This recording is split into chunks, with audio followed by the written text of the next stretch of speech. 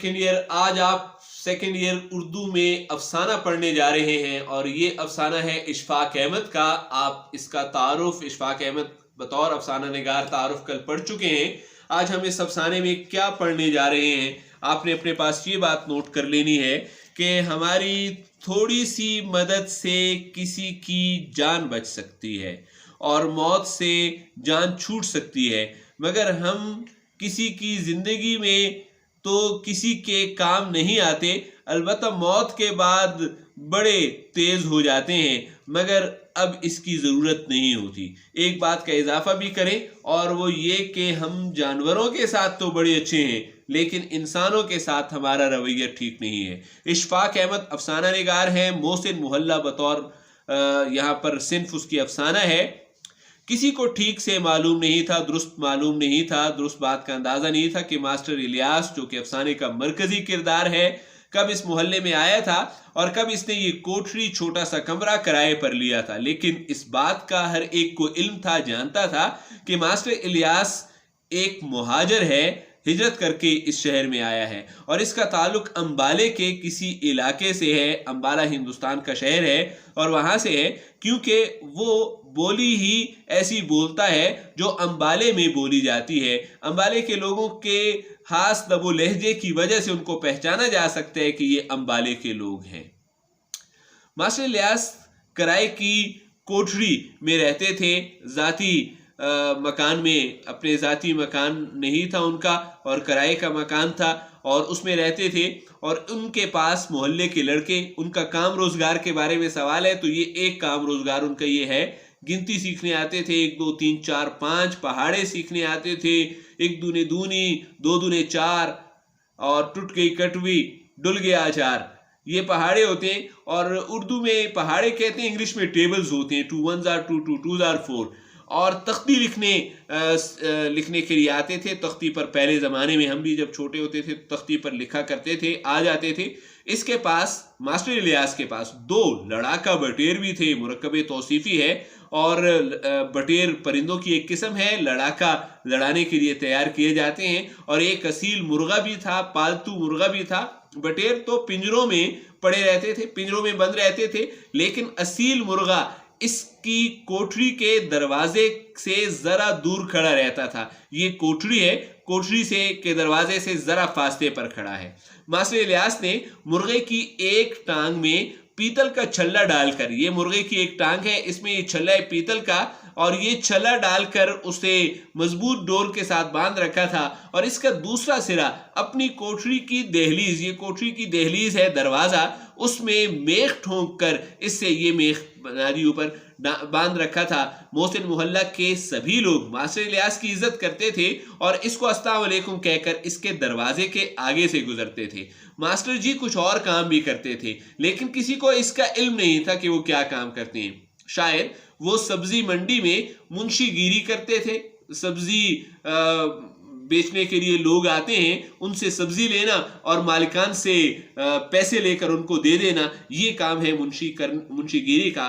और या किसी दूर के मोहल्ले में फेरी लगाते थे। ये देखे आदमी है, अपने सर पर टोकरी उठाई हुए है और कोई फल बेच रहा है या प्याज बेच रहा है, टमाटर ले लो, तो ये फेरी वाले होते हैं, लगाते थे। या किसी कारखाने में रंग का काम करते थे, ये रंग का ब्रश है, ये डिब्बा है, ये सीढ़ी है जिससे रंग रोगन करते हैं। दिहाड़ी है, मजदूरी, जिनको रोजाना उजरत दी जाती है। कोई इसके बाबत मास्टर इलियास के बारे में अच्छी तरह से नहीं जानता था, लेकिन इतना सबको मालूम था कि मास्टर इलियास की गुजर बसर जो थी, वो गुजारा जो था, वो जरा तंगी तुर्शी से हो रहा था, जिंदगी बड़ी मुश्किल से गुजर रही थी। पैराग्राफ नंबर 2 है। दरअसल मास्टर साहब सीधे साधे आदमी थे। ये पैराग्राफ मुझे जाती तौर पर बहुत पसंद है। अब देखें, सीधे साधे आदमी थे, मतलब कोई चालाकी नहीं उनमें, कोई तेजी नहीं है, और इनको जमाने के साथ चलने का ढंग नहीं आता था। जमाने के साथ तो तेज तराज लोग चलते हैं ना। इस पूरे जुमले में ये बड़ा अजीब किस्म का माहौल क्रिएट हो गया कि जो लोग सीधे साधे हैं, झूठ नहीं बोलते, धोखा नहीं देते, फरेब नहीं देते किसी को, और सीधी सादी जिंदगी बसर करते हैं, इनको कोई दगाबाजी नहीं आती, खुदगर्जी इनको नहीं आती, तो क्या कहा जाता है? इनको जमाने के साथ चलने का ढंग नहीं आता। जमाने के साथ चलने का ढंग किन लोगों को आता है? धोखेबाज लोगों को, झूठे लोगों को, फरेबी लोगों को, छोटी चीज को बड़ा बनाकर पेश करने वालों को, इन लोगों को जमाने के साथ चलने का ढंग आता है। मास्टर इलियास को नहीं आता। कुछ तो इनकी शक्ल ही ऐसी थी, चेहरा ऐसा था कि देखकर लोगों के दिल में मोहब्बत या हमदर्दी का जज्बा पैदा नहीं होता। अल्लाह ने शायद शक्ल ऐसी दे दी थी, कबूल सूरत नहीं थी कि मोहब्बत पैदा होती, या ऐसा भी नहीं थी कि हमदर्दी का जज्बा पैदा होता। तो अगर खूबसूरत होते तो लोग मोहब्बत या हमदर्दी से पेश आते ना, तो चेहरा भी अल्लाह ने अच्छा नहीं दिया, पैदा नहीं होता था। और कुछ इनकी गुफ्तगू इस अंदाज की हुआ करती थी, गुफ्तगू बातचीत इनकी, मतलब बातचीत ऐसी अंदाज की थी कि किसी को इस पर यकीन ना आता था। अब देखें इस जुमले को देखें, अब ये आदमी, इसके सामने बाहर सड़क पर कोई हादसा हो जाए ना, तो वो चूंकि सीधा आदमी है, वो क्या कहेगा? वो कहेगा बाहर सड़क पर हादसा हो गया, दो गाड़ियां आपस में टकर गई, बस बात खत्म, और कुछ भी नहीं। अब ऐसी गुफ्तगू पर किसी को यकीन नहीं आता। इसके मुकाबले में मेरे और आपकी तरह के झूठे लोग होंगे ना, वो क्या करेंगे? उफ, न पूछो यार, मैं गाड़ी से गुजर रहा था, बाहर दो गाड़ी टकराई, ये डस की आवाज आई, टूट फूट गई ये गाड़ियां, सड़क पर जो है वो खूनम खून, पूरी सड़क खून से भरी हुई। अब इस आदमी ने झूठ बोला है, लेकिन क्या करें, लोग इस पर यकीन करते हैं। मास्टर साहब की बात पर लोग यकीन नहीं करते।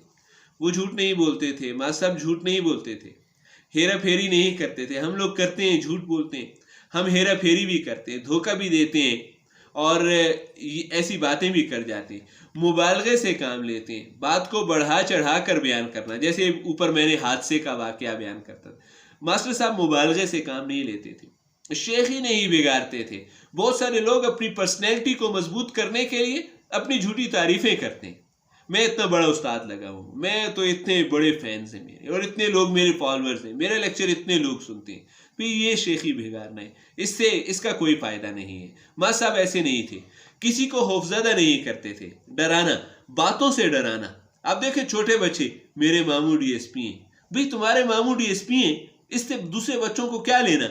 वो क्या लेना? खौफजदा करते हैं। दूसरे बच्चे इस बच्चे से दब कर रहते हैं, इस बच्चे को जो है ना वो बैठने को जगह दी जाती है, इस बच्चे को खिलौना दिया जाता है, ये बच्चा झूले पर बैठ सकता है। क्यों? इसने अपने डीएसपी मामू से लोगों को डरा लिया है। ऐसे ये चीजें हमारी जिंदगी में बढ़ती जाती हैं, बड़े होते जाते हैं, अपनी बातों से लोगों को डराते हैं, लोग सहम जाते हैं हमसे। मैं सब लोगों को खौफजदा नहीं करते थे। इसी वजह से किसी को इनके बात पर यकीन ही नहीं आता था। ऐसे लोगों की बातों पर लोग यकीन ही नहीं करते कि ये सच कह रहे हैं या झूठ कह रहे हैं। इनकी गुफ्तगू में ग्रामर की बड़ी गलतियां होती थी।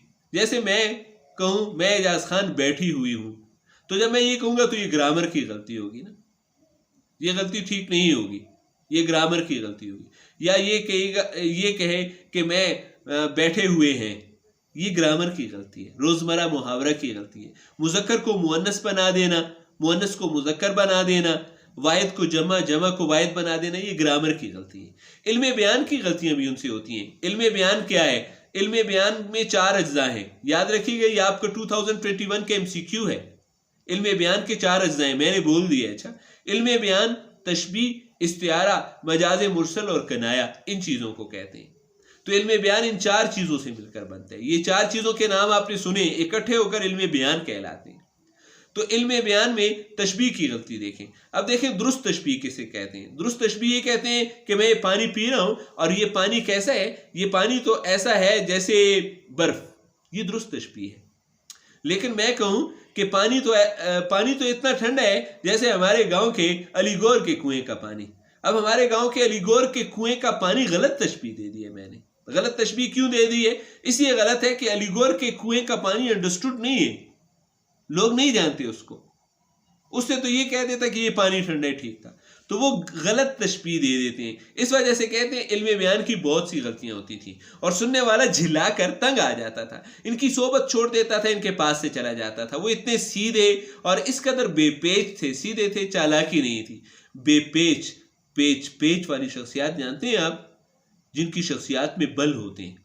हकीकत कुछ होती है, नजर कुछ आता है, जाहिर कुछ होता है, बातिन कुछ होता है। ऐसी शख्सियात होती हैं जिनकी शख्सियात में पेच होते हैं। आप देखें, अचानक हंस रहे होते हैं, हंसते हंसते अचानक गुस्से में आ जाते हैं, पेच बदल गया, हंसने वाला पेच जो है वो दूसरी तरफ चला गया, गुस्से में आ गए। ऐसे लोग बड़े खतरनाक होते हैं जिनकी शख्सियत में पेच होते हैं। मौलाना साहब तो बेपेच थे, कोई बल नहीं था शख्सियत में, बस एक ही शख्सियत है सामने जो नजर आ रही है।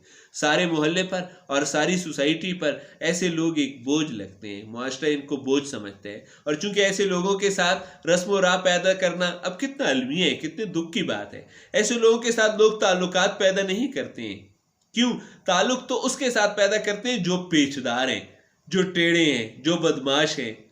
उनके साथ ताल्लुक पैदा करो तो फायदा होगा। इस सीधे आदमी के साथ तुम्हें क्या फायदा होगा? हमारे तो ताल्लुक फायदे वाले हैं ना सारे।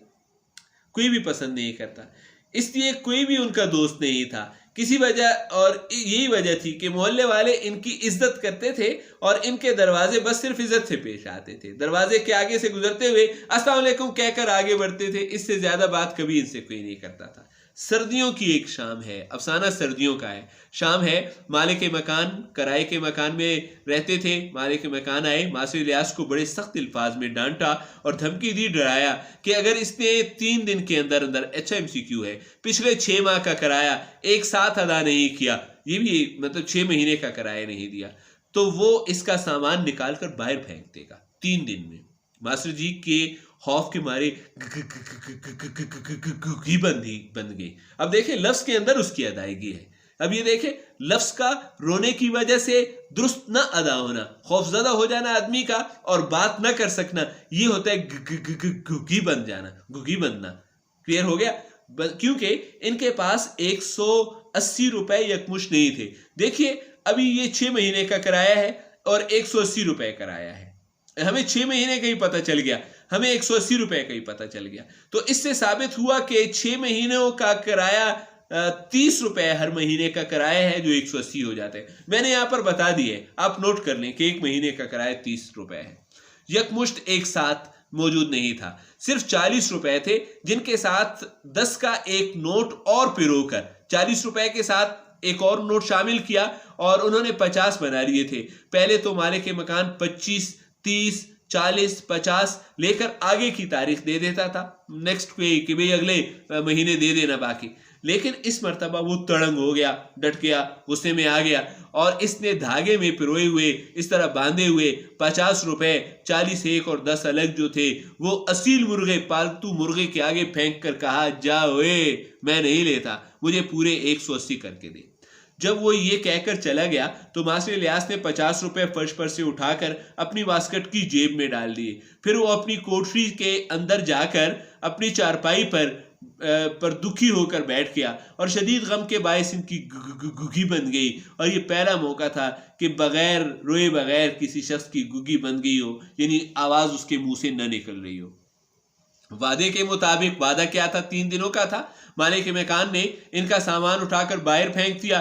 मास्टर साहब की चारपाई ट्रांसफर वाले, आप देखें गली मोहल्ले में ऐसे 2 खंबे लगे होते हैं, ऊपर ट्रांसफार्मर लगे होते हैं, तो ट्रांसफार्मर वाले 2 खंभों के पीछे लगा दी। इस जगह ये पीछे है, जब फौरन सामान निकला इसका तो इनके पीछे लगाया गया। कुछ दिनों के बाद वो ट्रांसफार्मर के नीचे ले आए थे और इनका बाकी सामान इसके इर्द गिर्द चुन दिया, लगा दिया गया। इसने कोठरी को नया चीनी ताला लगाया, चाइना ताला लगाया और स्कूटर पर सवार होकर, अपने मोटरसाइकिल पर सवार होकर अपने घर चला गया। इसका घर इस मोहल्ले से काफी दूर था और वो अपनी कोठरियों का किराया वसूल करने माह ब माह आया करता था, हर महीने आया करता था। मां साहब ने एक रात जू तू करके, डियर स्टूडेंट टाइम काफ़ी हो गया है, यहाँ से इंशाल्लाह आपको बाकी लेक्चर कल दिया जाएगा, क्योंकि ये इस मीडियम पर ज़्यादा टाइम नहीं लिया जाना चाहिए, जितना कम वक्त हो इतना ही अच्छा लगता है। तो कल इंशाल्लाह इसको वाइंड अप कर देंगे। Thank you very much. अस्सलाम वालेकुम, खुदा हाफिज़।